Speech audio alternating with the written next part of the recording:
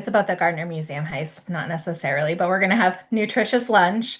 And then on May 14th, we planned an all-day events. So we're starting off with a yogurt bar in the morning. So we'll have yogurt and healthy toppings. Everybody can make their own yogurt.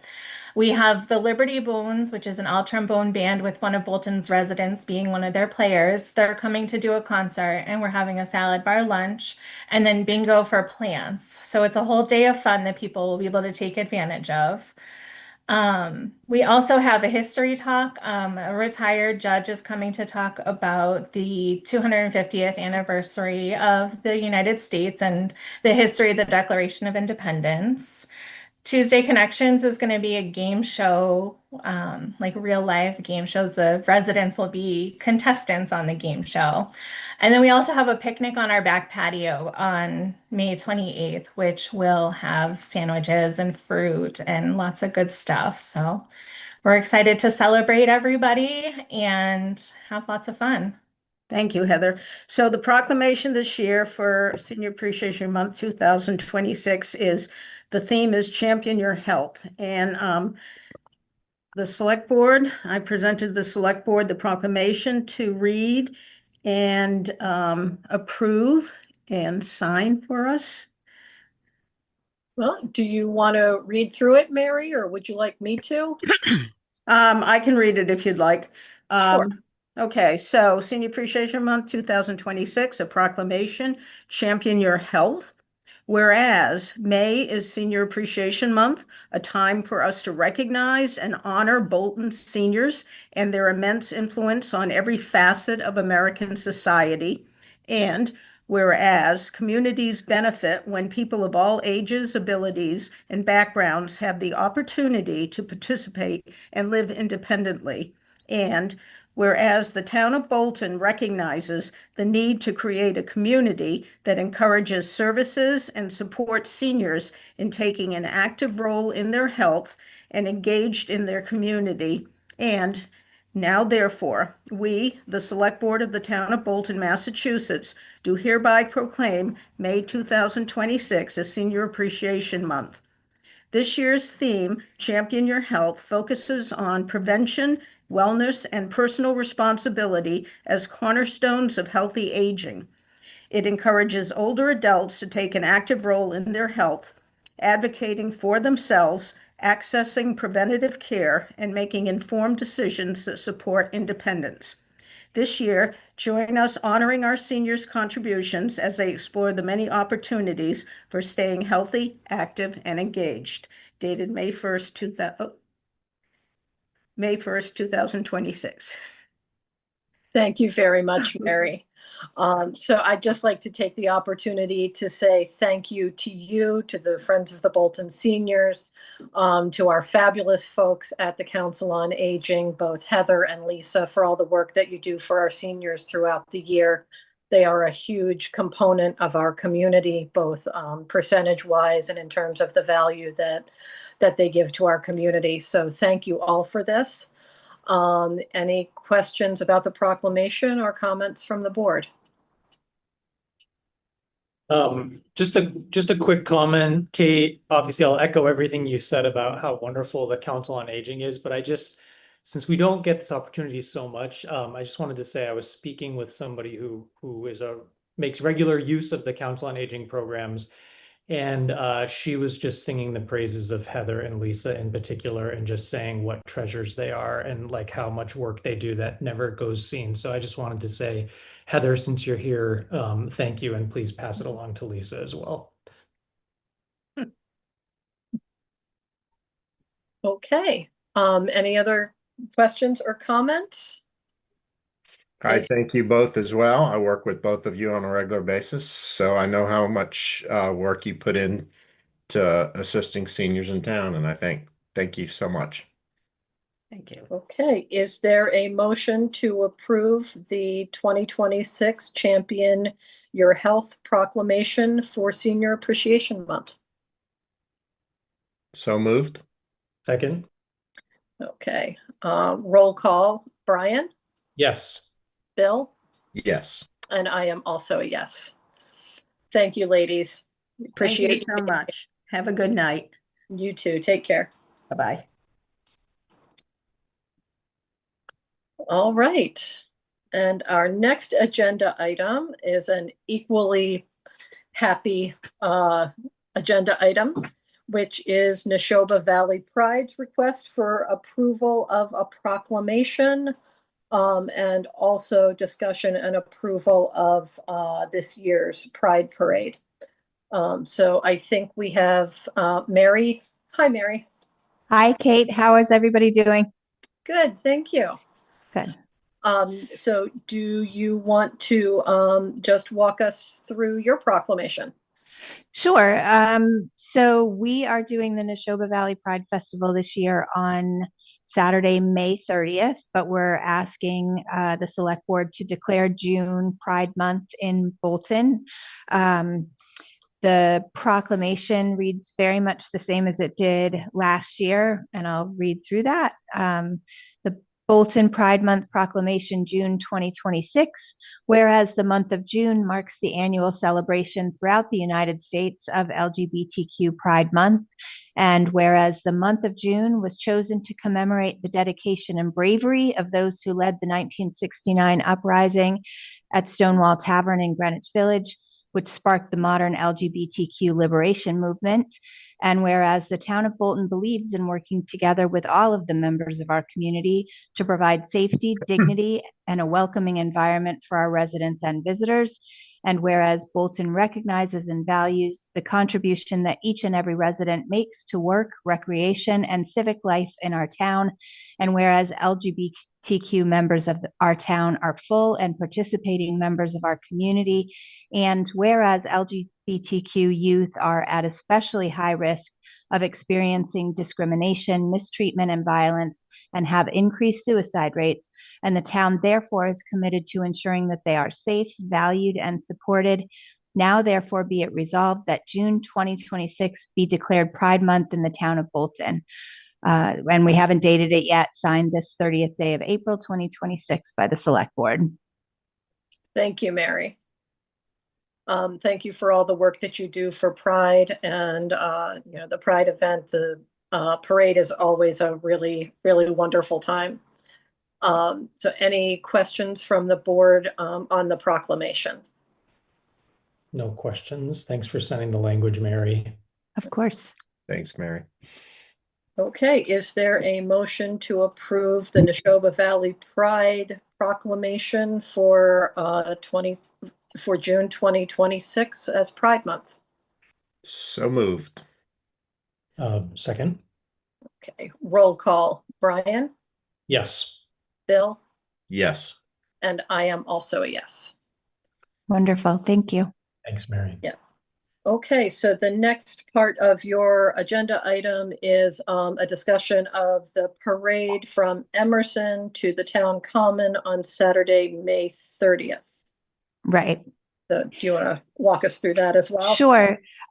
So we've shortened the event a little bit this year. It's just going to be from 1 to 4 in the afternoon. The parade will start at Emerson, as it always has, at 1 o'clock. We'll walk from Emerson and down Mechanic Street, cross Main Street at Mechanic Street at the Holton Building, turn left and walk toward the Common, turn right into the Common and end at the Pavilion.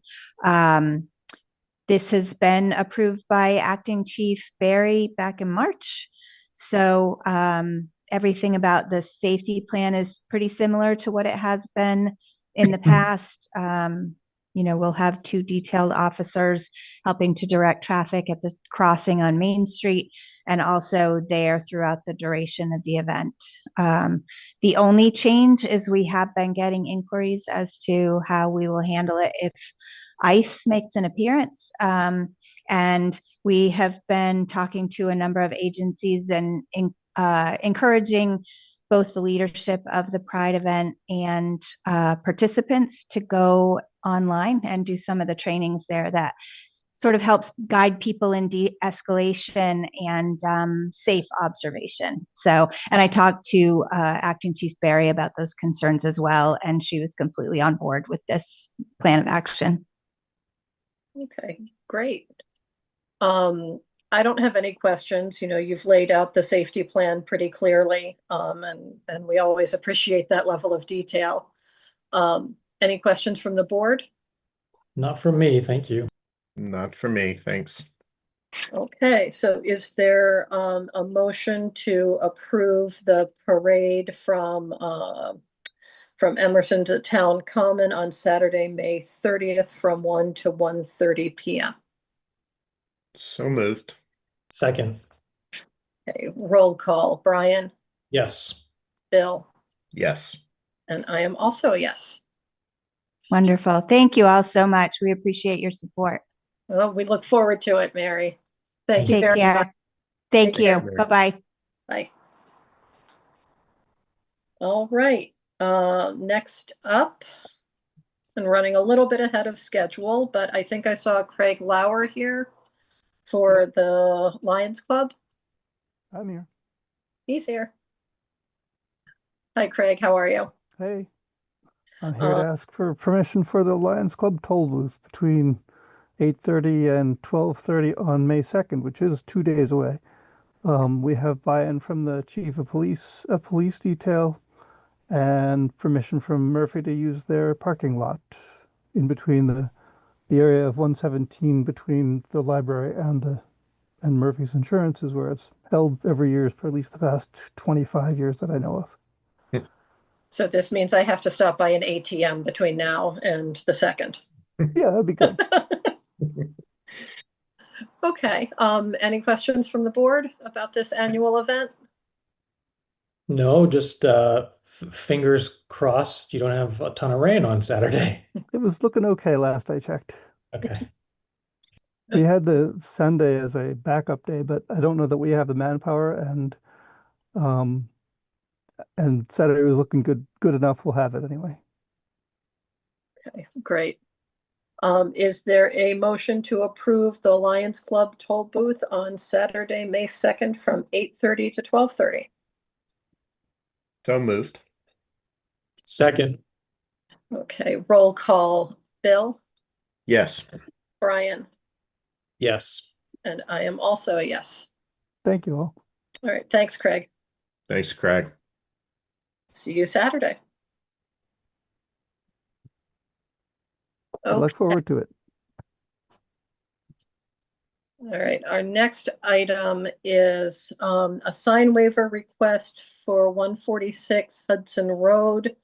Dr. Shireen Rafay, I may not be pronouncing that correctly. Do we know if anyone is here on that item?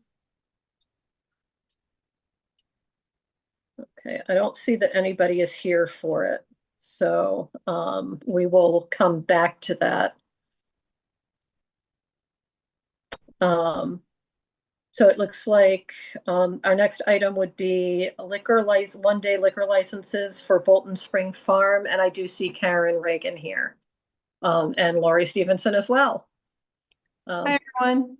Good evening. How are you? Hi. How are Good. you How is tonight? everyone? Good, thank you. So we have a pretty lengthy list of requested licenses. Does one of you want to just walk us through what you guys are looking for? Hold on, I gotta stop it. One moment, please. No problem. It's never dull around here.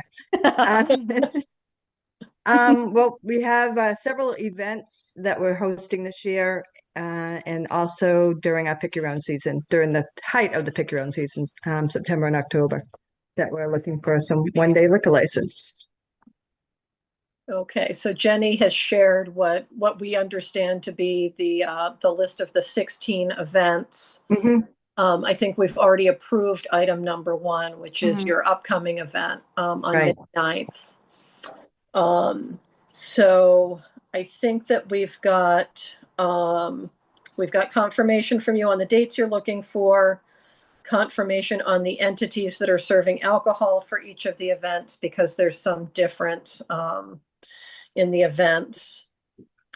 It looks like we are still waiting for certificates of insurance from all of the entities, as well as payment on the licenses. So I think everything else is in order, so we would be able to approve with the condition of needing certificates of insurance and payments for the license. That's good. Yeah, I believe you have it for the 9th. You're all set on that one. All the other ones, we're still waiting to get everything, together. Jenny, did we get an updated one for the May 9th event? Because I thought I saw that certificate was going to expire before the event. If I could jump in, if you wouldn't mind. Yeah. The May 9th is with Decanted Wine Mobile Bar out of Hudson, and they had listed the wrong town on their COI. We corrected that. That is now with the town. The other events are with Bolton Spring Farm and Hardwick Winery, and we're waiting for the COI. We've reached out to them. They're going to get that to us next week. And then the Bolton Spring Farm COI we should have in the next couple of weeks as well. Okay. All right. Well, I mean, I look forward to all these events. It's nice to see all the events throughout the year. The artisan one last fall was lovely. That was great. Thank you. So any questions from the board? No questions from me. Okay. So, and I do just have one request. I know that this was a whole lot of requests that you guys were doing all at once, but just if you can make sure in the future on your application to list all of the dates of the license and the total number of licenses requested, just so we can match them up and make sure that we're giving the right licenses and the right number. But other than that, is there a motion to approve the one-day liquor licensing items 2 through 16 as set forth in our packet, subject to receipt of certificates of insurance listing the town of Bolton as the certificate holder and receipt of payments for the licenses? So moved. Second. Okay, roll call. Brian, Yes. Bill, Yes. and I am also yes. Thank you very much. I just Thank wanted you, to ladies. confirm Yeah. also, for those successive licenses where you're stating that Bolton Spring Farm is providing the wine and beer, you're required to buy it from a licensed wholesaler for the Mhm. one license. Just, Yep. Yep. Yeah. Cool. We have that lined up as well, but thank you for flagging that. It's important. And just as a final note, I just want to say, this is the first time Lori and I have explored, going into this direction. Last year was the first time we did events, and the support from the town has been you guys have been awesome. So we really appreciate it. And, it's helping the farm in quite a big way. And we hope you guys all come out and have some fun. We're, planning some really exciting things for people. So thank you. And Jenny, wherever you are on the screen, there you are, I think right there. Thank you. You've been remarkable. So appreciate it. And thank you guys as well. This is the sort of economic development. I think the community as a whole, we can all agree we like to see these sort of events for our local farms, preserving our local character and bringing in some business. So thank you guys. Can I just Thank ask you. a question actually to Mhm. your point, Karen? Are there any social media handles that you want to let people know about if they want to follow your farm on Instagram or Facebook? I think you guys are on Instagram, right? Yeah, for sure. We're on Instagram big time. We're on Facebook. Those are our two big social platforms. However, anybody can share, care, however you want to show us with your network, your community, we would really appreciate it. Because Awesome. we're also trying to pull in a lot of other local businesses by doing these events, and that's helping them out a lot also. Yeah, that's a really good point too in the Stevensons, because this is who they are as a family. Anytime it's an MDAR certified farm, they get to participate for free. And that was Lori and Johnny. They want to take this platform and make it, give that exposure to people who need it. And it's been helping a lot of farms, and it's, you do good, put good out in the world, and good comes back. So that's kind of kind of the premise of what we're trying to do here. Well, Karen, can you tell us what MDAR stands for? Lori, do you want That's to? in Massachusetts Department of Agriculture. Okay, This is what we all fall under.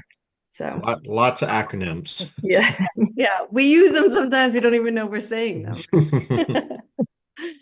But no, it's been a really positive experience, and a lot of our artists told us they sold out last year. It was the first event they ever sold out. So we're trying to do some good stuff for a lot of good people.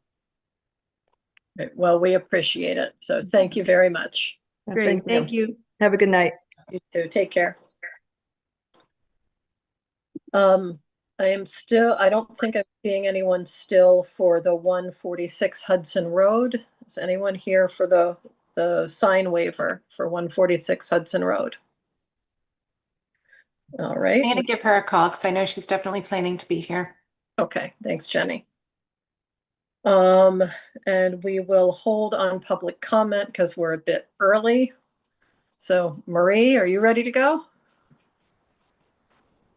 You are muted. 6 years later, I've just sent a request to Jenny. Let me share. We are going. One moment.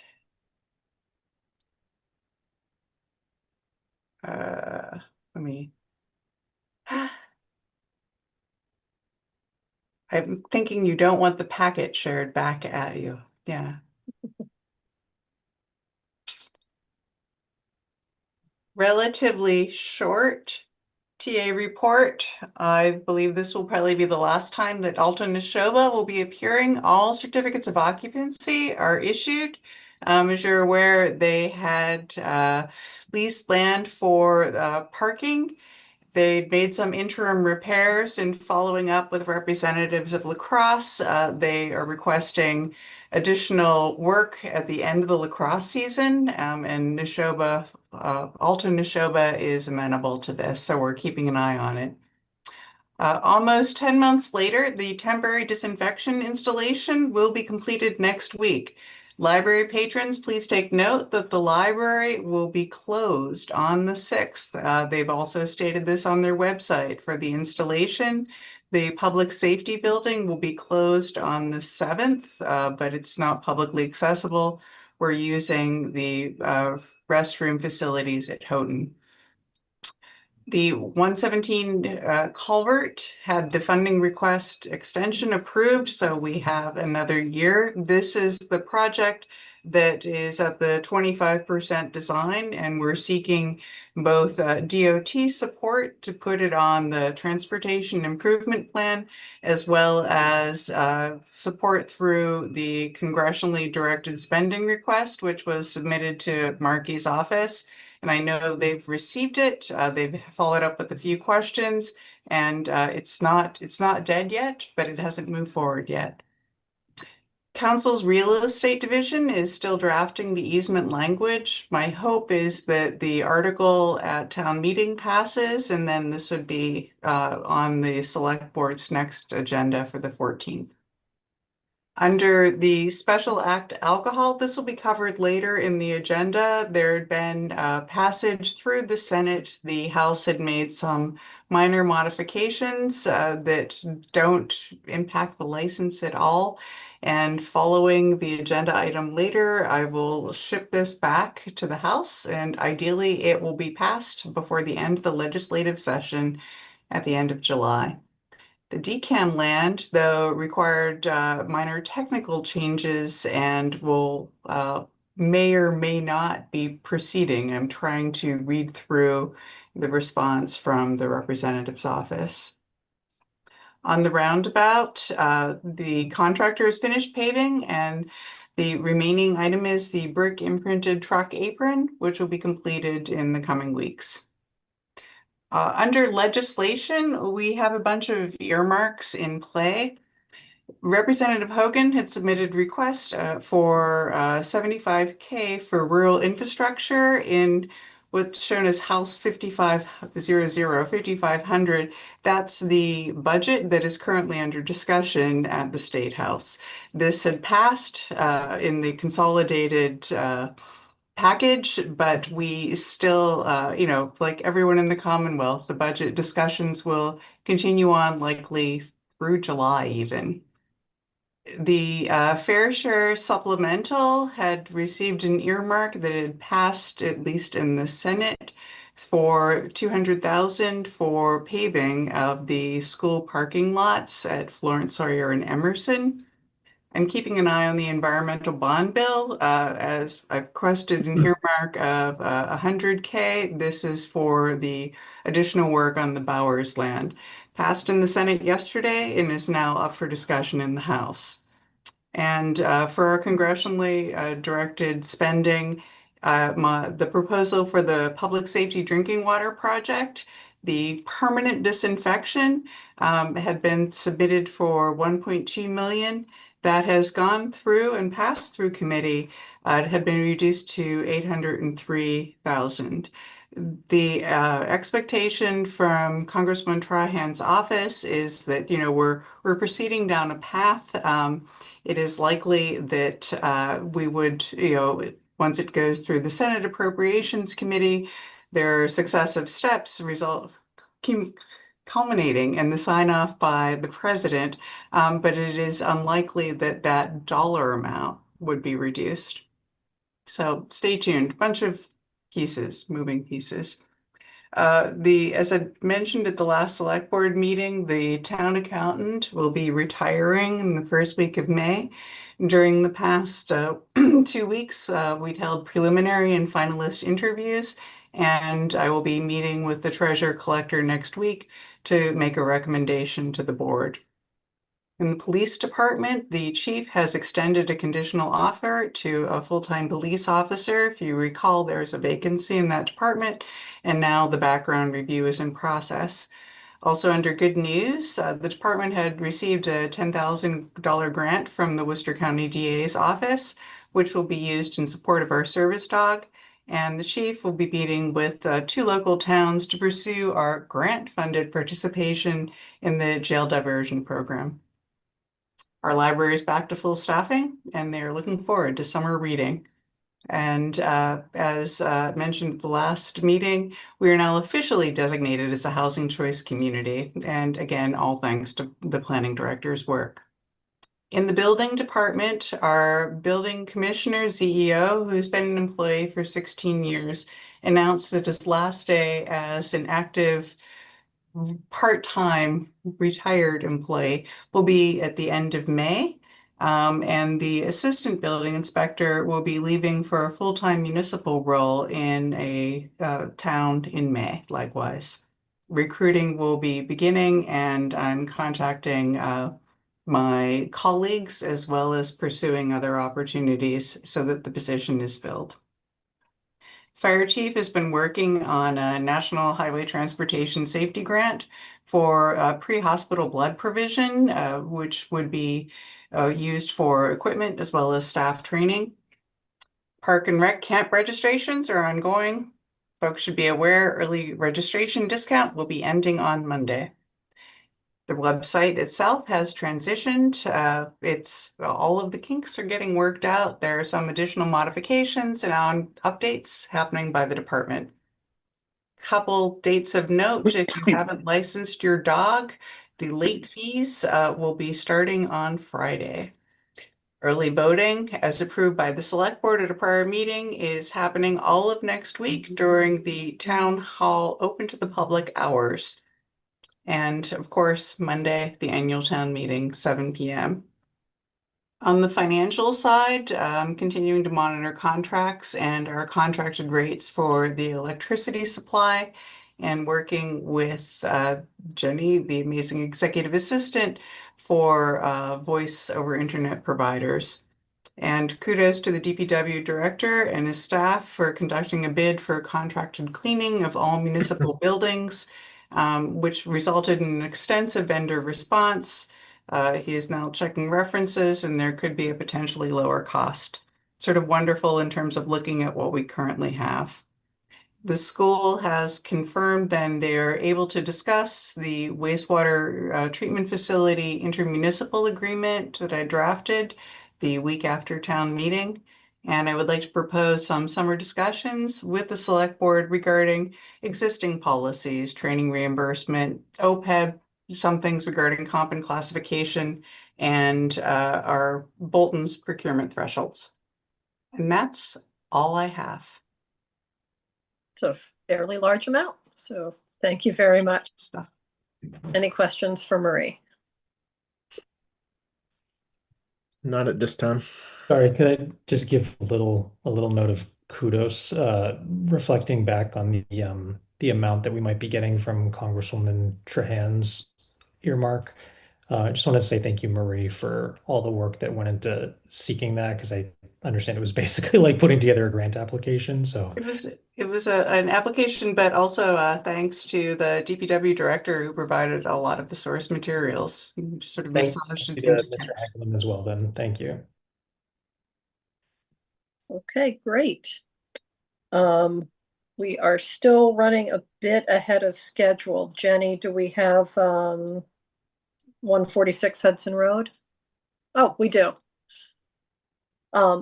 Okay, so this is agenda item number 4 that we're circling back to, a sign waiver request for 146 Hudson Road by Dr. Shireen Rafay. Am I saying that Yes, correctly? hi, how are you? Good evening. How are you doing, Kate? Welcome, nice to meet you. Nice to meet you. So do you want to just take a minute to introduce yourself and tell us a little bit about your business and what you're here for? Yes, I would love to do that. And it's really nice to actually see you guys in person. And I did want to invite you guys also because my ribbon cutting will be May 20th. So I'm looking forward. Hopefully we'll get you guys at the practice. So it's a new dental practice. My name is Dr. Shireen Rafai. I've been a dentist for over 11 years, and I have a specialty in implants and prosthodontics. I'm a mother of 5, so very busy. My eldest is a 9, my youngest is a year old, so I'm just running around with the kids. But it's very exciting. I'm very happy to be in the town of Bolton. It's a very beautiful area, and I had the privilege to be able to establish myself there. I'm very excited, and hopefully it'll be a very welcoming beginning. Yeah. Well, I can certainly tell you we're happy to see a business opening back up at that location and to see the ongoing work, because it certainly is starting to look a lot nicer than it has in a very long time. Thank you. Yes. Okay, so do you want to take us through your sign request? So basically, what happened was there was a previous sign actually that was put in there, and it was very close to the road. I think it was around 7 feet. So from the road pavement. And I think why that was because if you measure from the building to the road, it's 30 feet away, if not less. So it was very close actually to the road. So unfortunately, because it's a commercial building in a pre-existing residential area, so I know there is a bit restriction. So I just wanted to ask and see at least if we can go 10 feet away that way for visibility wise, because I feel like if the sign was put at because of course the waiver is for 2 things. So the sign has to be restricted to a dimension, which is the 16 square feet, and also the footage away, which is the 20 feet away. So I was just thinking, because if I'm making it small and farther away, there's 2 things that caught my attention. The first one actually was like the public safety. So if my sign is going to be small and farther away from the road, that means anybody that's coming is going to have very difficult, they're going to have difficulty actually looking for the business. And, it might distract them in a certain way as they're driving, because that road is pretty busy. And then the other thing was, it's more of like the visibility, to be honest with you. That was the most important thing that got to me, because I tried to put it away the 20 feet. It's very close to the building, and it cannot even be seen from the road that's coming in from the other side. Yeah. Okay, so I completely understand on the kind of setback from the road. I was a little confused because in our package, there's kind of a proposed sign that has the dimensions listed as 5 foot by 3 foot. So that's 15 square feet, I think, which is actually smaller than So I wasn't sure why you were asking for a waiver on the signs, on the size. So what I was told, because I actually got that filled and I did the waiver and everything in the town hall, and what I was told is that I have to get a permit for the dimensions that I'm able to do now, because I needed to get something on the road at least until, for example, but I have nothing set yet. I didn't even order anything, but I kind of got a permit for something that's with the rules and regulations, which is the not more than 16 square feet and to be 20 feet away. So I had to do that based on the rules and regulations. And that's why I actually requested a waiver to see if I'm able to make it bigger and more closer at least. You know, so that was kind of like a permit just to get something started, but I actually didn't get anything done on that end. Okay, so you're not here tonight making a request for a specifically larger size sign. So if we can make it on a little larger end, because I know you're able to get it to a 36 square feet if it was a commercial building, if we can go halfway, and even like the distance, we don't have to do 10 feet away. It can be like 15. I just want it to be a bit closer because it is very far out. If we're gonna go by the what is for me what is put now, it's the 20 feet and the 16 square feet. So I was thinking of making it in between, like at least 15 square feet away, 15 feet away, and the sign to be at least 20, 25 maybe. It doesn't have to go to 36, but I wanted it to be a little bit bigger, on the bigger side, just for the visibility again. Okay, well, I am going to take advantage of the fact that I see our DPW director here. Randy, are you able to weigh in and give us any thoughts on this? I concur with the request of the applicant to improve the visibility. I think a 30 square foot sign may be a little bit large for that location, being that the building is so close to the road.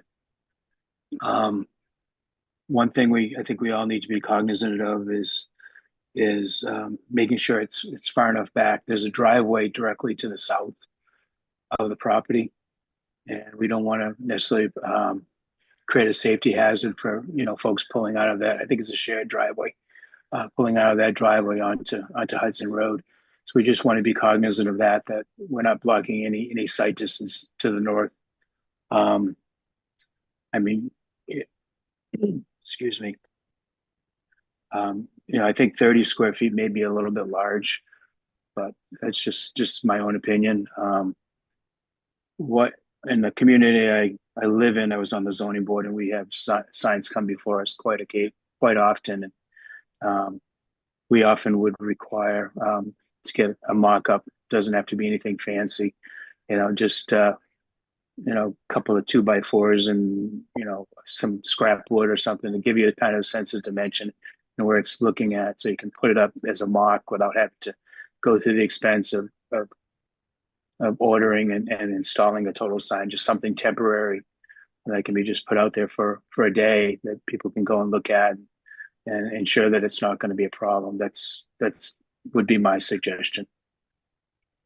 Because the picture that they supplied was a little bit confusing to me, because it showed 20 feet to the post closest to the building, but it wasn't sure where that 20 feet was taken from, because it looked like there was a cutout from the edge of the pavement in the road.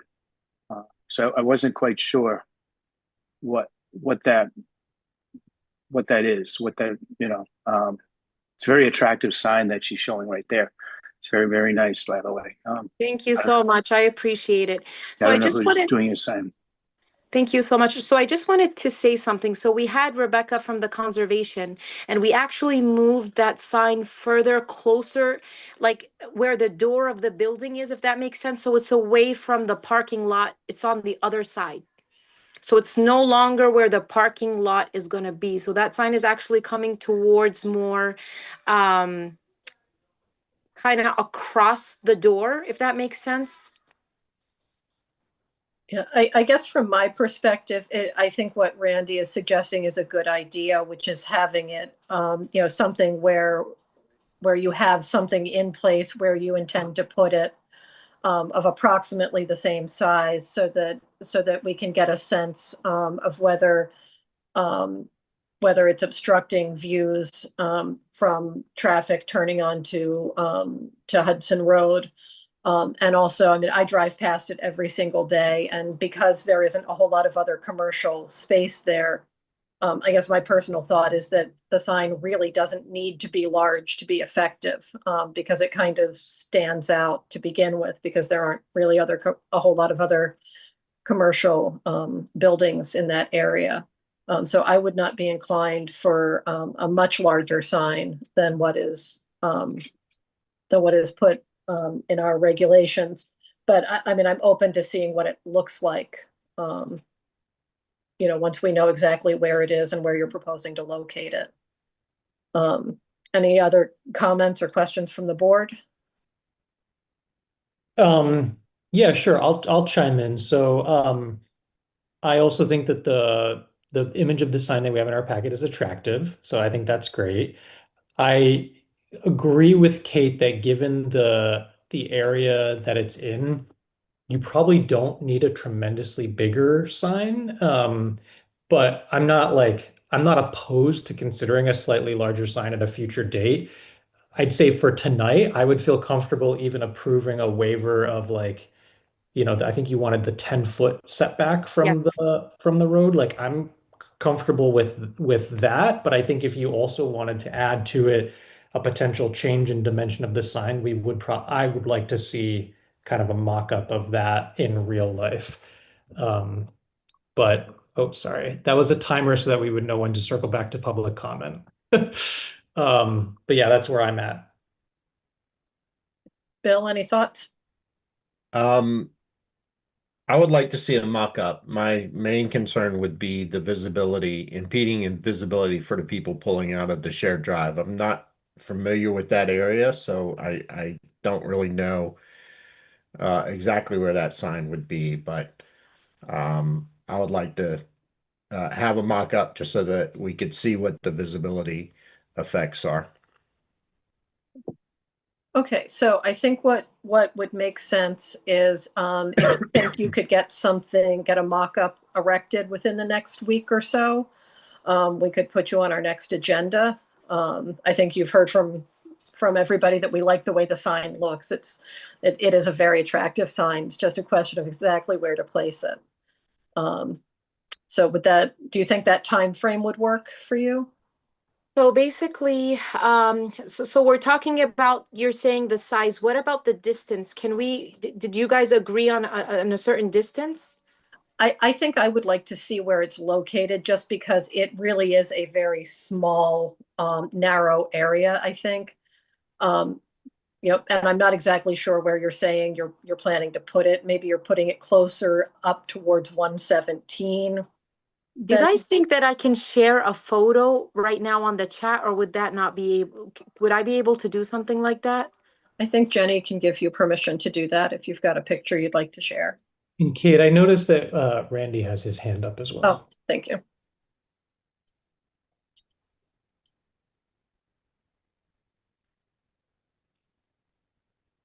Yeah, Randy, why don't you go ahead, and then we can look at the picture while Shireen's sharing. Yeah, thank you. Again, for the mock-up, I don't think it needs to be anything fancy, just something that length and width, and where it's going to be located. I mean, she mentioned today it's going to be moved in a different location than what was even, presented. So it seems to me like it's a moving target.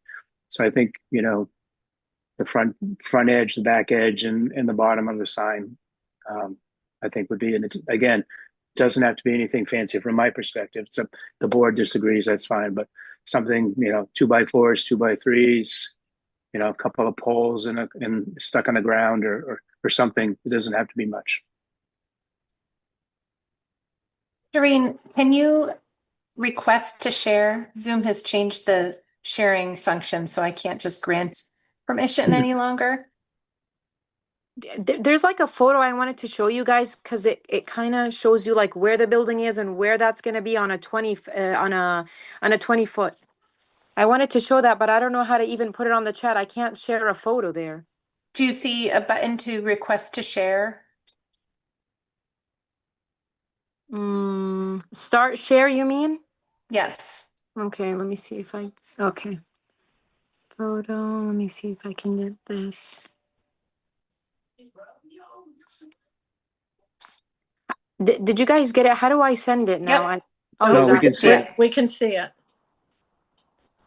So that, if I'm not mistaken, was actually less than, I think it was less than 20 feet. Ugh, I forgot, but that's, so it's kind of farther away from the parking lot, if that makes sense, because I know somebody had an issue with it being, a problem in the parking lot.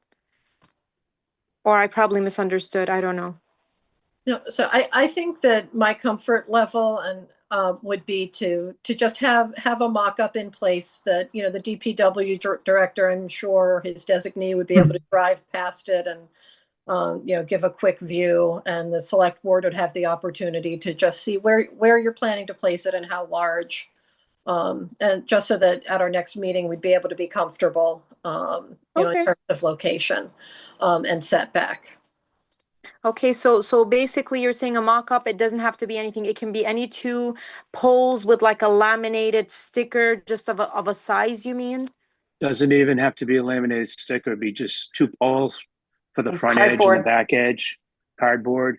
Okay. Could be, ribbon on the underside of on the bottom of the sign, and maybe another ribbon at what was going to be the top of the sign. Doesn't have to be anything fancy. What I'll Okay. do is, once you let us know when it's in place, I can swing by. I'll take some pictures too, and I'll send them off to Marie and to Jenny so that she can share them with the board as well, in the event that they don't have the opportunity to get out there and look at it. But if it's in the location where this gentleman is standing, I think that looks like a really good location. But I'd still like to be able to see it from different perspectives. Sounds like a plan. So even the cardboard, it doesn't have to have the logo on it. It's just the size that you mean, right? Just the size, correct? Perfect. Just the size. Doesn't have to. I don't. You shouldn't have to. I don't want you to spend a lot of money doing a mock-up, because it's really not necessary at this Okay. point. Okay, so thank you both. Randy, thank you for your input. It is invaluable as always. And we will go ahead and put this back on our next agenda. And if you find that you have any timing constraints, and you're not able to get it done in the next couple of weeks, let us know and we could push it out to a further date. But we will plan to have you back at our next meeting. Okay, perfect. So the next meeting you said is in a week? It's on May 14th. Okay, perfect. All right. Thank you very much. Thank you so much. I appreciate you all, and hopefully I'll be able to see you guys May 20. I do really look forward to having you guys. Well, we look forward to having you in Bolton. Thank you so much, Kate. I appreciate it. And thank you, everyone. Thank Okay. you. Have a Thank good you. night. You too. Bye-bye. Okay, we are going to circle back, just a couple of minutes late at this point, but we are up to public comment. Is anyone here for public comment this evening?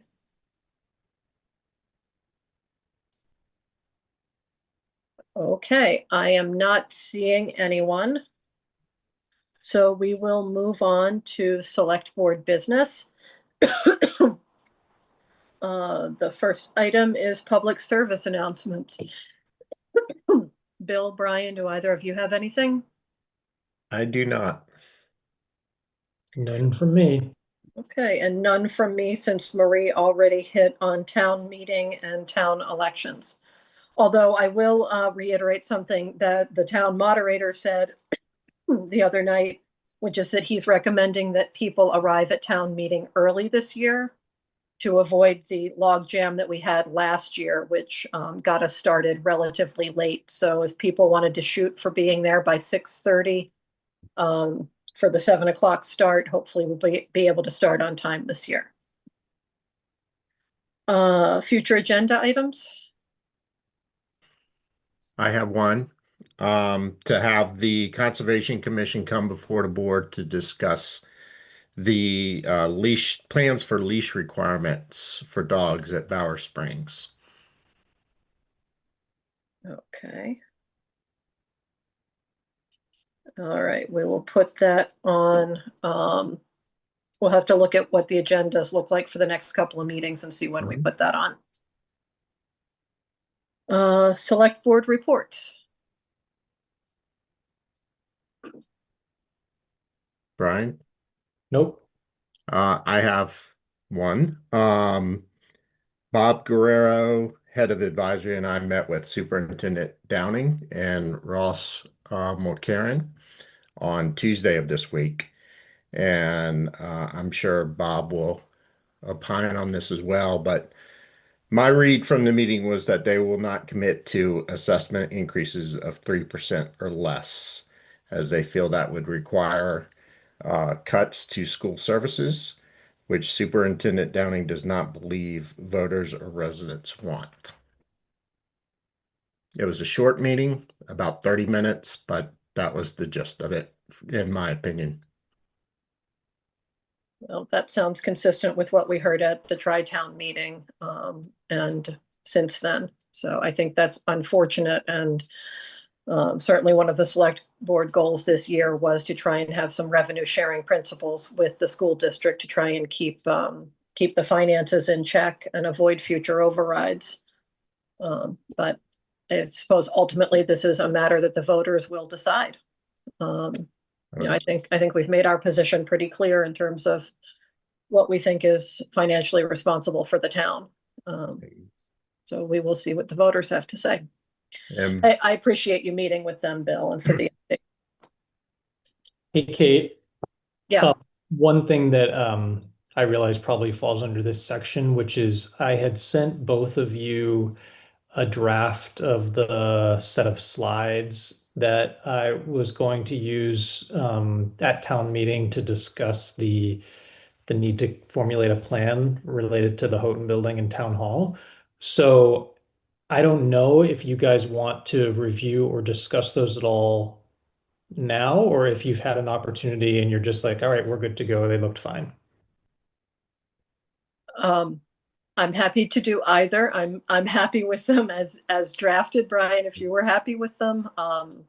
I will admit I've not reviewed them in incredible detail. I looked through them and understood the intent of them. Okay. So you're good with the part where I say you're just going to buy the town hall? Yep. Put it on my tab.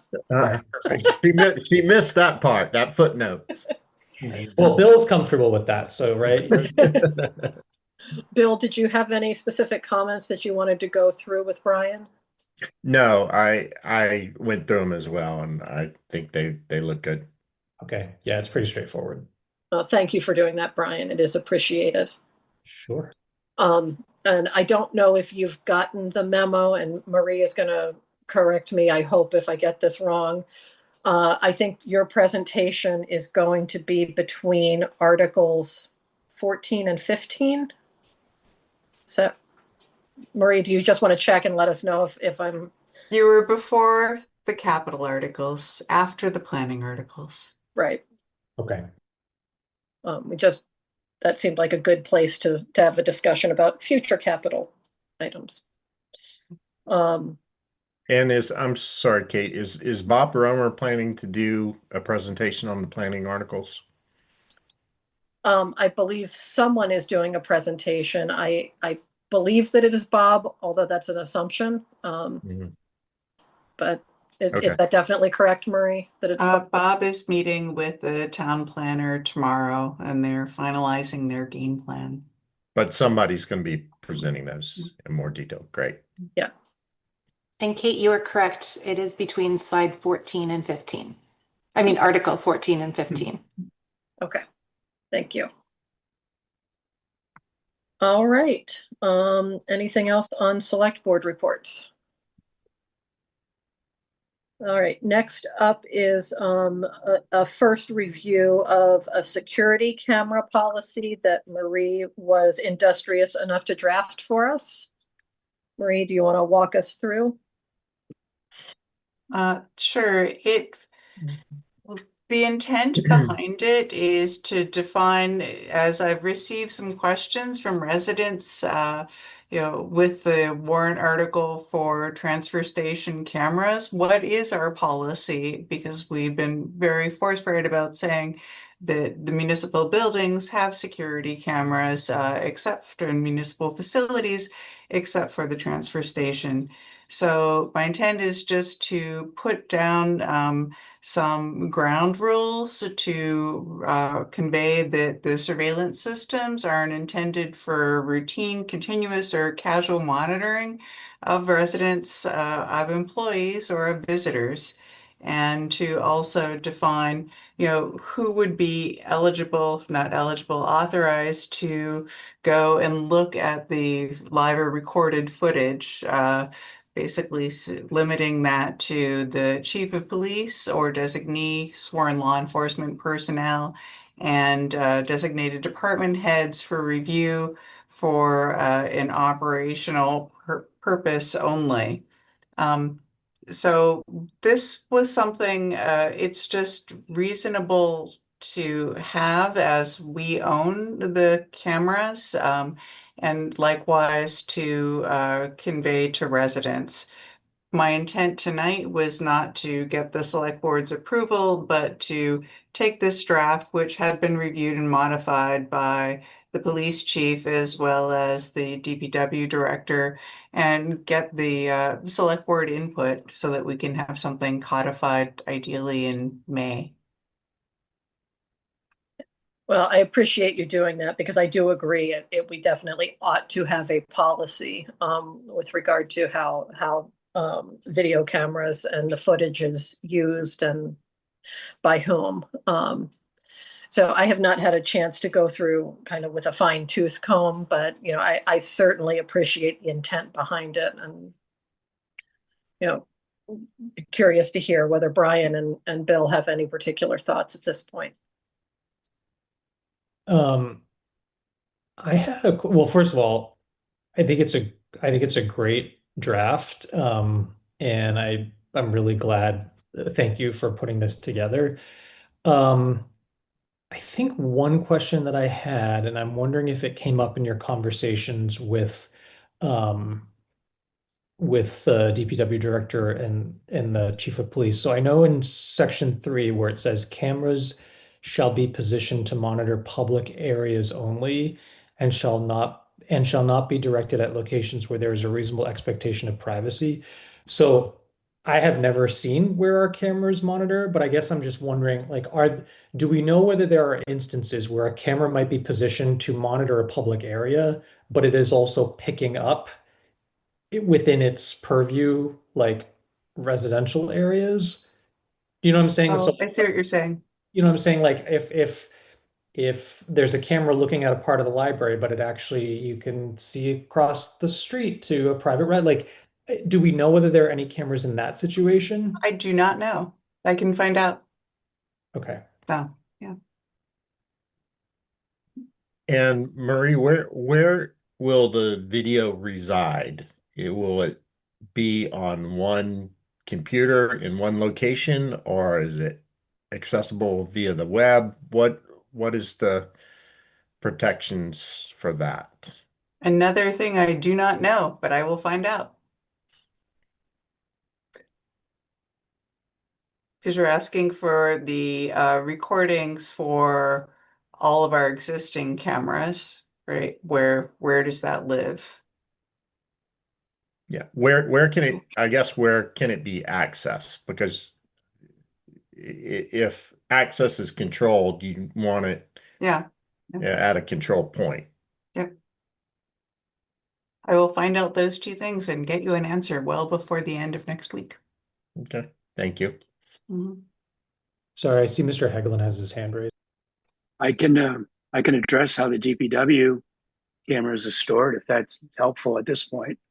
Sure. We have cameras on the outside of our buildings. There's nothing on the inside of the buildings. There's one camera that shoots towards the electric vehicle charging station to provide safety of that, because people would be there alone, leaving their cars charging, potentially when nobody's around. It also picks up traffic around the rotary, but it's all stored locally on a DVD server, or not a DVD, but a server in our office. We've had instances where the police have come in and asked to view the cameras for investigation of accidents and things of that nature. Then we can actually burn down a small section of the video. We give it to them as on a thumb drive or email it to them, however. Luke, former Chief Luke, was working on the capability. Our cameras also have the capability of being going to the police station for their monitoring as well. They've got several monitors in their dispatch area, and the Chief Hamburger and Bumper preceding that also thought it would be helpful to have access to the DPW cameras to see what activities are occurring after hours at the DPW yard. But it's all done via the internet. So they were working with the vendor. Okay, I but don't know. they don't have that capability currently to dial into the DPW camera. Not to my knowledge, no. Okay. And I think they would still have to come to, I think the way it was going to work is they would still have to come into our facility to get on the server and download that video. Okay. I mean, we've had instances in the past where at night we've had gas tanks, pumped out of fuel, stuff like that, diesel tanks. So that's, I think, where they're kind of looking is where they can kind of monitor that kind of activity. One thing is we mentioned about the cameras. They do have active cameras in the cells at the police station. So that would be one area where maybe contrary, or maybe there needs to be an exception in your policy with regard to, generic, maybe some generic police language or something. So, because you had something about not being interior cameras monitoring people inside, stuff like that. Whereas the goal is of a cell camera is to ensure the safety of the person that's in the cell. Yeah, that's a good point, that there should be an exception for that. So, all right, well, thank you for that information. That's helpful to just sort of understand the system as it exists at this point. So. All right, so let's come back to this policy at our next meeting. Okay, next up is Century Mills Estate Site Inspection. This is following up on our last meeting when I had given a report about my meeting with Bob Romer from planning, our town planner, and the residents, the designated representatives from Century Mill Estates. And the board had indicated that we should have an agenda item to discuss having Randy go back to Century Mill Estates to update his prior report, which, if memory serves, is from 2023, so that we can get an updated understanding of what work will need to be done to bring Century Mills Estates into compliance for road acceptance. I've had a further conversation with Bob Romer in the interim.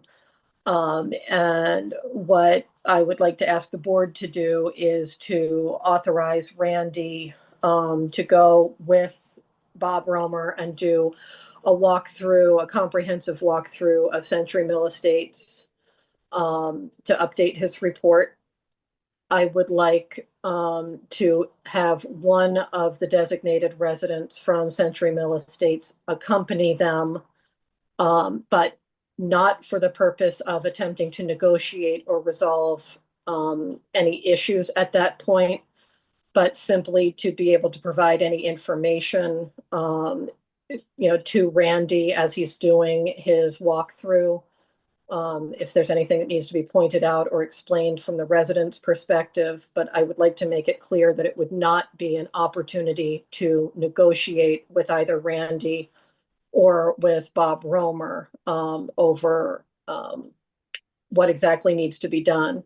The idea would be for Randy to do his job, do an updated report, and provide that to the town, and thereafter for the planning board to negotiate with the Century Mill estates and residents in terms of what will be necessary to get to street acceptance. So that is my thinking as to how to try to move this forward while giving everybody a voice, but not improperly burdening Randy with trying to have him require him to take a position when he's just there to assess conditions for us. Thoughts from the board? Yeah, so first of all, I appreciate I think everybody here that's talking about this is like solution oriented, and that's sort of what we're trying to get toward. I just want to I guess I want to better understand like what, if anything, you would want the board to be voting on tonight, and let me just share with you what my kind of concern is. I think that obviously the planning board in general is the board that has the initial jurisdiction over what it considers to be the conditions for road acceptance. So if the DPW director, Mr. Hagelin, were to update his report, I think the primary purpose of that would be to serve the planning board in its function of deciding whether or not to recommend the road for road acceptance. Now, I understand why we would want, and so maybe the chair of the planning board would want to be involved in that process. That's a separate thing. I understand why we want residents to have an opportunity to have awareness, but where I get uncomfortable in terms of our role as a select board is I wouldn't want to say something tonight that's basically like the work Randy's doing is conditioned on he can only do it if it's happening at a day and time when one of those people is available. I think that could potentially really interfere with all the other things that is on Randy's plate. And so I think I'm generally in favor of there being an effort to update the report so that the planning board and the residents are aware. I also think that just as a matter of like relationship, those residents might wish to reach out to Randy and say like, hey, would you mind if we came? But I feel uncomfortable as a board saying like, Randy, we want you to do your job in this way. And by the way, you have to do it at a time when somebody's going to be available, because that to me feels potentially unworkable in light of all the other priorities. So that's my concern. And Mr. Hagelin, I don't know if I don't want to imagine concerns that don't exist for you. So feel free to jump in if you have a different perspective, but that's kind of where my mind is at. No, I thank you very much for your comment. Because that was kind of my concern as well. Sometimes trying to herd three people with different schedules, Bob's, myself, and a resident, it's like herding cats, and it makes it that much more difficult. Bob and I did speak about doing a follow-up inspection to update the list. I just a couple of questions. There's no preconceived idea that the list is going to be smaller or bigger or anything. It's going to be an accurate list, correct? That certainly is the intention. I mean, when I met with the residents, they acknowledged that it's been years and conditions have changed and not for the better. So I mean, I think what we're looking for is, as you've done in the past, is just an honest assessment of what you view as necessary to bring the roads into a level of compliance for acceptance. And then after that report exists, it's up to the planning board to negotiate with the residents, hopefully a resolution that gets the residents to town meeting and road acceptance. But we're not asking you to, I would not be expecting you to do anything other than, your job of giving us a good assessment as to the conditions. Okay, thank you. That makes me feel better. I was a little bit concerned that when they said the residents would attend at the same time, residents being plural, and I was afraid of, I don't want to say, lack of a better term, being, questioned in the field. Well, no, there's nothing wrong with that. Back and forth type of inspection. I don't want to get into that situation, obviously. I'm looking out for, you know, the 5,000 plus other residents in town. And I'm representing and presenting to the board, the planning board, and also for the select board as well. We did do a window, myself and the planner did do a quick window survey. Do you know if anything has been done up there at all to address any of the items that were on the previous inspection report? I don't know. I can't recall off the top of my head whether paving was done before or after your report. I know some paving was done at some point in time, but I really can't speak to the details as to what work may or may not have been done. Yeah, that paving was done before my report, as I recall. Okay. All right. I'm just trying to plan expectations and trying to figure out how much time this is going to take. Putting the report together was a pretty detailed, long process. Took a good couple of days to be thorough and clear in what I was trying to convey. What I had suggested to Bob Roman was we go up there with my list that was developed 3 years ago, and just pencil mark it up, if that is acceptable as an update for right now, because I don't know when this is going to move forward. When is this, are the residents gaining some kind of organization to move forward? Is it going to be 6 months? Is it going to be a year? Is it going to be 2 years? I mean, we could be revisiting this again in a year or 18 months. And, I think just taking that list, coming up with a handwritten update for the planning board, Bob being the representative of the planning board, and go from there. If we identify new items, I mean, that can be as an attachment or an addenda to that, but I don't necessarily want to go and reinvent that whole inspection report if it's possible.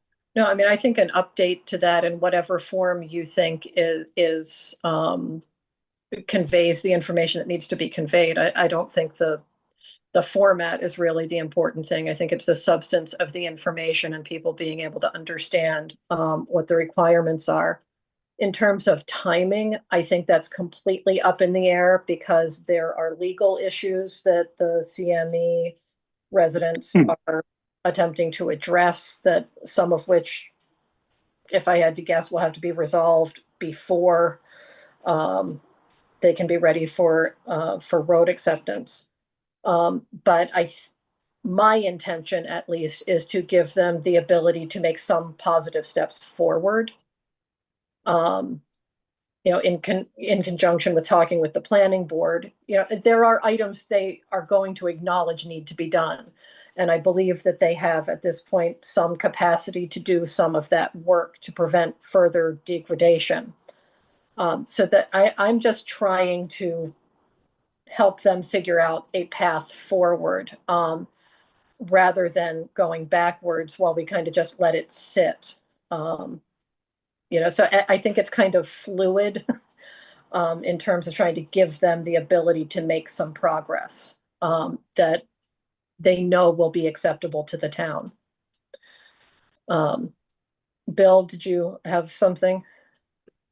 Yeah, my concern is kind of what Randy just said, and I do appreciate, trying to work on a solution here, but if Randy and Bob go out there and do the inspection and they don't have the capacity to do the work either because of legal reasons, or they don't have the structure in place, or they don't have the money, and we go through another winter,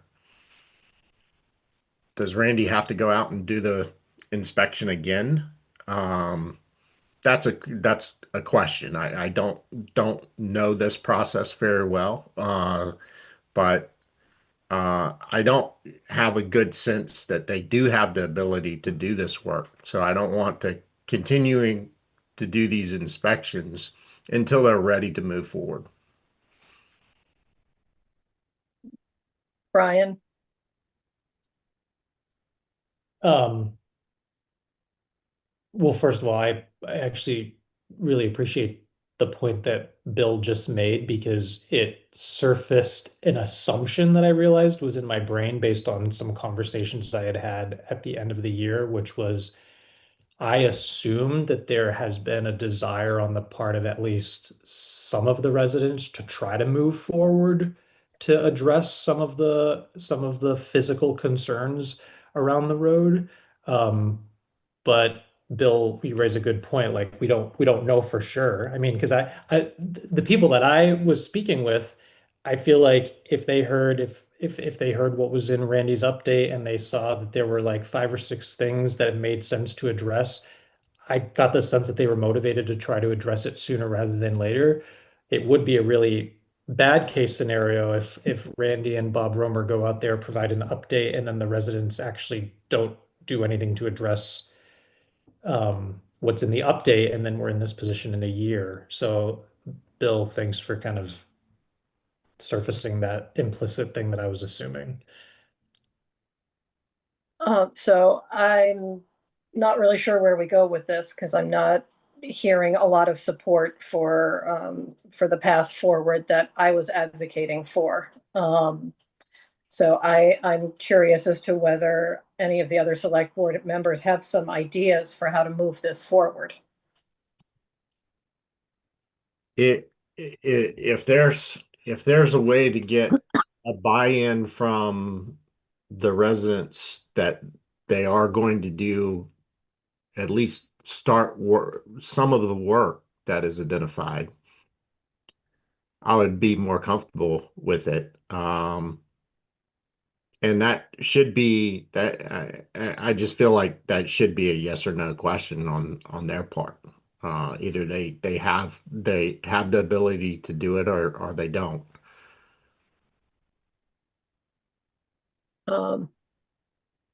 Brian, thoughts? I think that there's always going to be this potential window between when the report items are identified and when the residents are able to carry out the work to get the road ready for the planning board's acceptance. I will just say this. If we think it would help move things forward, I'm supportive of having Randy and Bob do an update as long as it's clear to the residents. Like if we make clear, listen, we won't do this again in a year. And so like if the report gets stale, you are running the risk that like as that time passes, you could get hit by the planning board later because of how stale the report has gotten. I mean, we could make them aware of that, but I don't know. Sorry, Kate, you look like you were going to say something. What if the board gives me authority to have conversations with the representatives from Century Mill Estates to obtain a commitment from them as to what work they are willing to do in calendar year 2026 generally that we know is going to need to be done. And once I have a commitment from them as to some basic parameters that they would be agreeable to, come back to the board and talk about Randy going and doing the walkthrough with Bob Romer. I like that idea. And Randy, I have a question for you. How much can things change in a year going through a winter? Am I making too much of this? No, I think back from 3 years ago, for instance, there were a number of catch basins that had loose mortar under the frames, loose brick under the frames. Those things will deteriorate every year. Water gets in, freeze and thaw cycles, further degrades the mortar. It's unfortunate if they had gone in and just some parging back in 2023, we probably wouldn't be having this conversation today. I will bring everybody aware. We did a windshield survey, and there's some pretty good settlement at the intersection of my mind just went blank. the main road and the first one on the right hand side, there's an intersection right there. It's probably settled. Looks like maybe 3 to 4 inches, pretty significantly. And I don't know if there's a leaking water pipe or something under there. I don't know. It's something we have to investigate further. But I mean, we can do it. But back to your question, certain things will degrade over winter just because of the freeze and thaw cycles, the water getting in. Also, every year, my recollection is the detention basins are well overgrown and needed some maintenance. Every year, all that scrub brush gets larger and larger. The poplars get bigger and bigger. It becomes more of a challenge every year, more expensive to deal with that issue. So those are the two biggest issues. I think the mortar degradation and the detention basins, maintenance of the detention basins and the storm scepters. How about this? What if offline I talk with Randy and get his 2 or 3 biggest priorities and go to the residents and see if I can get a commitment from them to do those in calendar year 2026? Does that seem like a reasonable next step? Yes. From my perspective. Yes. Okay. Then that's what we will do at this point. So I will have that conversation with the Century Mill folks and with Randy, and we will put this on a future agenda. Okay. Thank you. Thanks, Randy, for all your help on this. I appreciate it. No, thank you. Thank you very much. I totally understand what you're trying to do. Before we go too far, does my top 3, does that include potentially the issue of where this water system is or what the future of the water system is? As a former licensed operator, I have real concerns about possible cross connections that exist between the irrigation systems and the potable water supply. When I did the inspection, I didn't see any backflow prevention devices, vacuum breakers, or anything, and that is a significant, public health and safety concern, especially since they all have, landscapers with, spray pesticides and spray, fertilizers and such. It can get sucked back into the potable supply under a negative pressure situation through an irrigation system. So that I just want to be clear. I think my list will have to include, just because I think it's best addressed by their engineer, how are they going to handle it, but it will not include the water system. But that is a major concern of mine. Okay, well, I mean, I think you and I will talk, but your list will be your list, and I will present it, and we'll just see how the conversation develops with Century Mill residents. If I could just add a short little 2 cents there. I would say that in identifying these top 3 things, it should be items that are directly relevant to road acceptance. If there's other concerns that are really important but may not technically fall under like the road acceptance category, I think you can certainly flag them for the residents and let them know that those are your concerns. But I would want to treat the items directly related to road acceptance kind of as the focus, personally. Okay, well, I do want to wrap this up because we do have a bunch more stuff on our agenda. So Randy, I will reach out to you within the next couple of days, and we will take it up another time. Because it has gotten a little bit late, I am actually going to take things out of order, and I'd like to do our executive session now, and then return to open session to complete the other items on our agenda, which is going to take a few minutes to wrap those up. So at this point, I would entertain a motion to enter executive session pursuant to Mass General Law, Chapter 30A, Section 21A1, to discuss the discipline or dismissal of, or complaints or charges brought against a public officer, employee, staff member, or individual. So moved. Second that. Okay, roll call. Brian, Yes. Bill, Yes. and I am also a yes. So we will, And to state, following executive session, the board will be returning, as you mentioned, to open session. okay. Thank you.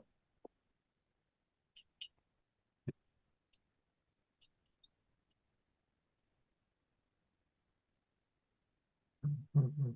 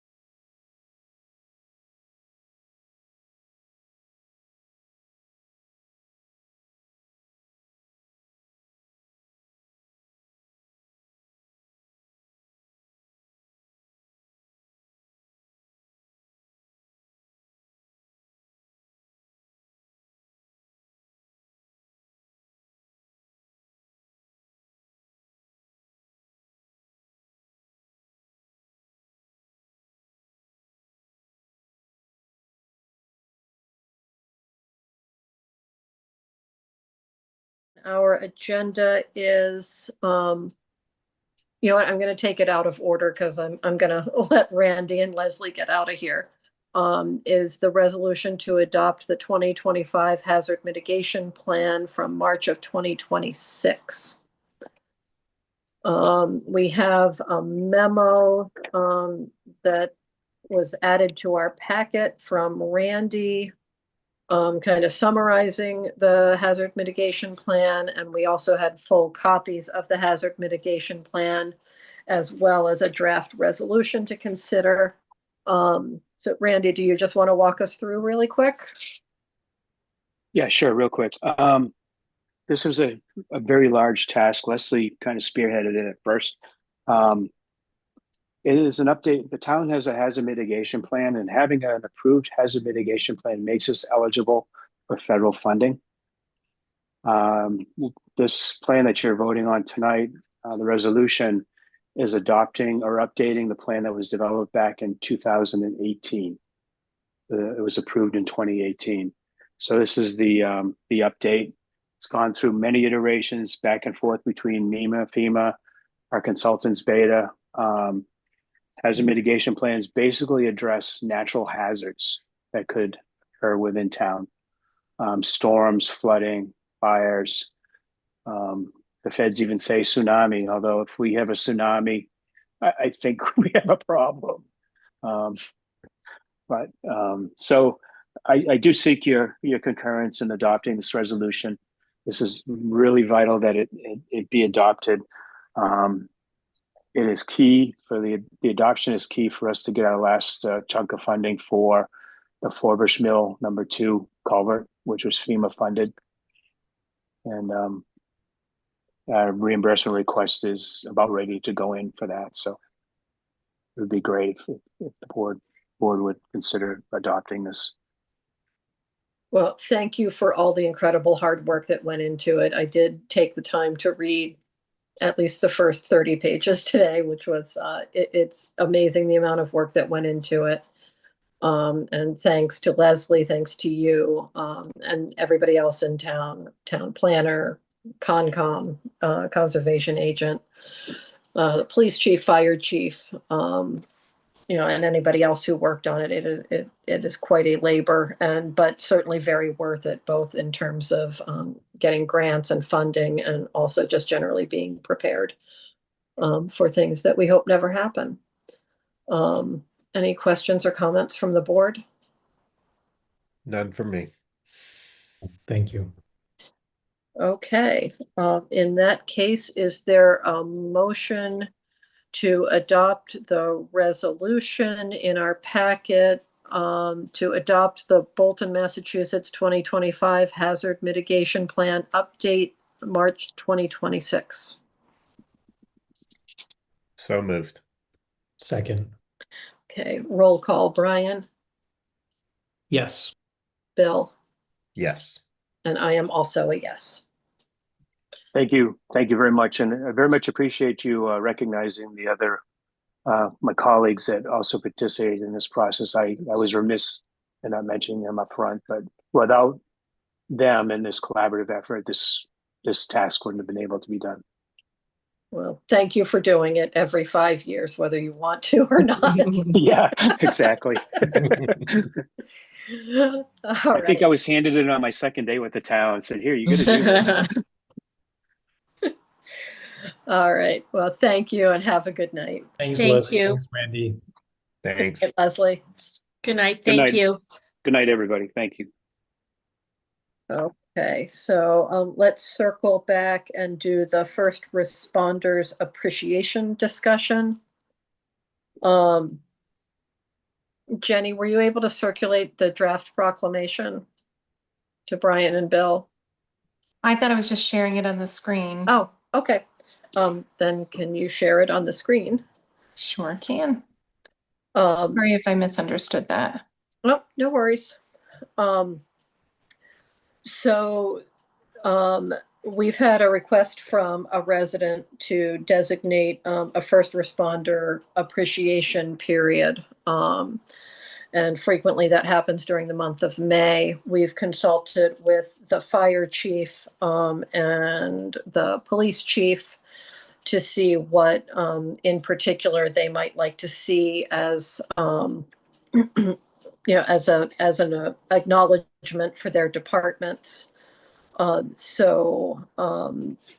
to the resident who brought this up as a concept. And I have drafted this proclamation for a First Responders Appreciation Week for May 17th to 23rd. The fire department has an appreciation event planned on May 17th. And they are going to be specifically honoring some of their employees who have longstanding service with the department. Similarly, the police department will be honoring some of their veterans who have long service. Specifically, Chief Jeff Legendre will have 30 years of service this year. Captain Peter Casello, 30 years of service also. Firefighter EMT Chip Durant, 35 years. And EMT Margie Diaz, also 35 years. From our police department, Lieutenant Kim Barry, 30 years. Detective Jason Puri, 20 years. School Resource Officer Casey McCarthy, 10 years. And Officer Nikki Fallbeck, 5 years. So, we certainly join them in appreciating all of the work and effort that they have dedicated to the town throughout their careers. So the fire department, as I said, is having an event for their members on May 17th. The police department is having an event on May 18th to dedicate the armory room at the public safety building to former police chief Luke Hamburger. And they will be having other events as well to acknowledge their employees. So that is why I have drafted this proclamation for First Responders Appreciation Week. And does anybody have any questions or comments? I think this looks great, Kate. Thank you. I think it's a lovely idea. Question about the events that you mentioned. Do you know whether those are like open to the public or I guess my ask would be if there are things that are open to the public and where public participation would be welcome, if we can. We will let you know. Yeah, yeah. I know the fire breakfast is for the department only on that Sunday. Don't eat their pancakes, Brian. Is that what you're saying? Yeah, so I'll find I'm out. not sure about the police department event, but we certainly can post anything that is open to the public. But I would encourage all residents of the town to make sure to reach out to their friendly neighborhood first responders and thank them for their service and acknowledge everything that they do for the town. So, any other comments or questions? Is there a motion to adopt the proclamation for First Responders Appreciation Week from May 17th to May 23rd, 2026? So moved. I second that. Okay, roll call. Bill, Yes. Brian, Yes. and I am also a yes. Legislation update. Marie, do you want to walk us through that? Yes, I will bring up my screen, or maybe my colleague will bring up her screen. As mentioned earlier, the special act for alcohol had passed in the Senate, was referred to the House. The House had believed that the language did not adequately convey that should this pass, Bolton would still be beholden to the state quota system. So that was their insertion. I believe that there is a record of vote on the subsequent page of the packet. to just accept the technical changes. I have already verbally confirmed with Representative Hogan's contact and point person at the State House that I don't believe that this would be an issue at all. But my main interest is in getting this with the board approval so that we can get this during this legislative session. Okay, any questions for Marie?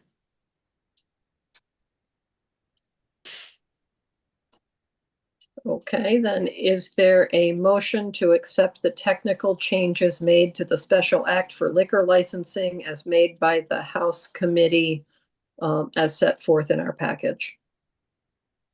So moved. Second. Roll call, Bill, Yes. Brian, Yes. and I am also a yes. Thank you. This will go out tomorrow. All right. And is there a motion to approve bills and payroll warrants W25-23? So moved. Yes. Second. Okay, roll call, Brian, Yes. Bill, Yes. and I am also a yes. And last but not least, we've got a slew of minutes to get through. So Jenny has given me a cheat sheet. We're only going to do regular session minutes tonight, but we have 1, 2, 3, 4, 5, 6 of them. The first two are no changes, so I think we could do those together. Is there a motion to approve the November 13th, 2025 and the February 13th, 2026 minutes with no changes? So moved. Second that. Roll call, Bill, Yes. Brian, Yes. and I am also a yes. And then let's just take the other 4 one by one, starting with February 17th with changes.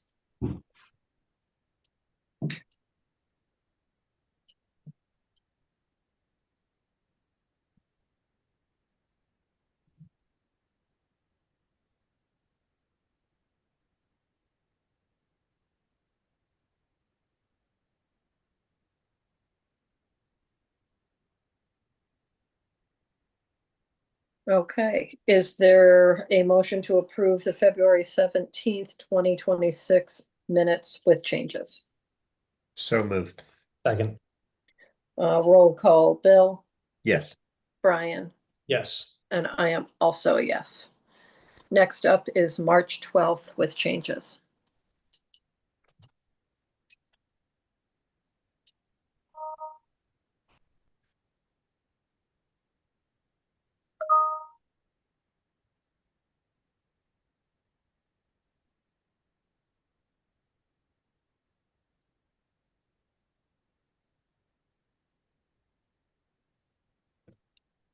Okay. Harder to find on this one.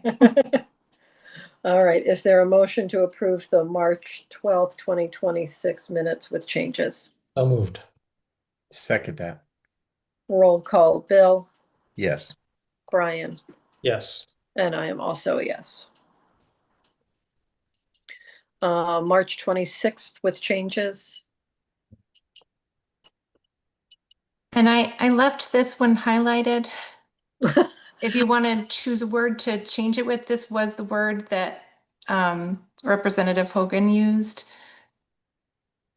But I'm happy to change it to anything you recommend. Yeah, I just would. Okay, well, if you went back and checked that that's the word, we can leave it. It just sort of jumped out to me. Maybe defeated. Defeated. Yeah. Less brutal. Rushed. No. No.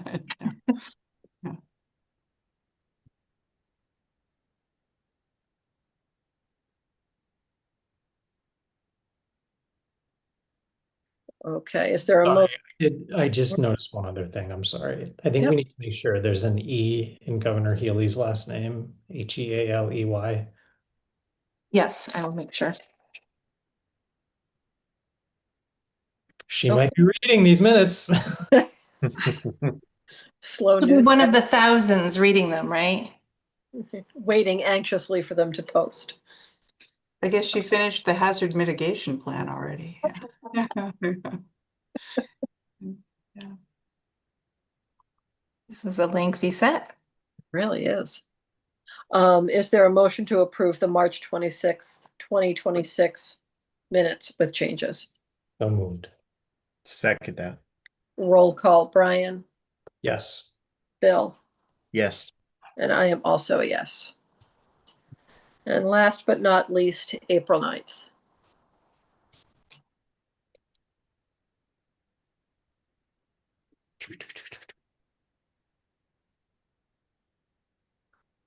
Okay.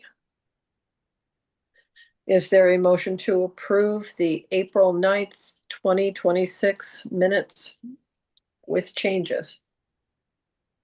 So moved. Was that a second, Brian? You Second. thinking about it? Did you need to see them again? No. I said so moved, but I got Oh. repeated. Okay. All right. Roll call, Brian, Yes. Bill. Yes. I'm also a yes. All right. Would anyone like to end this fabulous meeting? Wait, just a real quick, Jenny, there is paperwork for us to sign because you said the warrant. Okay. Is there? There's paperwork for you to sign, Brian. Oh, look at you, good. You Oh, the good. proclamations. And the record of vote is for the clerk. So just the proclamations and the warrant Okay. for Brian. Oh. The warrant does have 2 signatures, so the pressure is off. I won't name who. You have to infer. I thought I was going to be so on time. I'm like, I'm doing it the same day, but you all already got the town hall, so. I wait at the printer, Brian. for the- All right. I guess we want a motion to adjourn. That would be lovely. So moved. Oh, lovely. Second. All right. Roll call, Brian, Yes. Bill, Yes. and I am also a yes. Good night, everybody. Record is an ugly 9:10 p.m. Good night. Night. Good night.